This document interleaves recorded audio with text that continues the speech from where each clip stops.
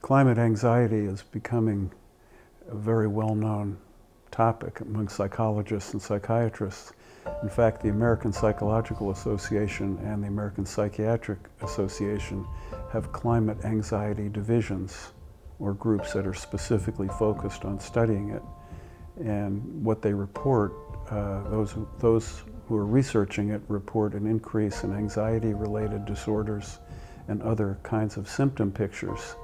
And it doesn't mean that a person walking in to see a therapist immediately says, "I'm here because I'm frightened about climate change."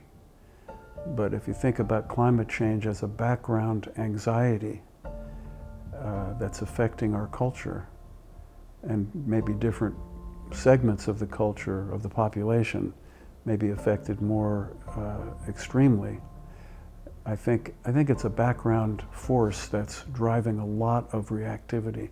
I mean, the psychologist in me says some of the divisiveness in our culture may be being driven by a different anxiety than the topic of the debates.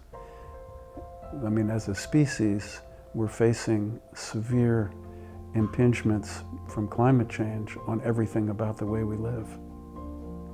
And how does that affect people? They may not think, well, I'm scared because of climate change. They just may act more reactive than usual because anxiety is boosting up.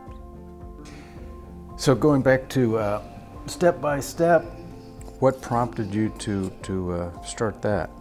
Well, it just occurred to me that something like Step by Step was a good idea because Step by Step Kansas brings people together to have conversations about our changing climate, what people are worried about, what they're frightened about, what people can do about it. But to get people together to talk about it seems crucial because what's the impact of being worried about something that you can't talk about?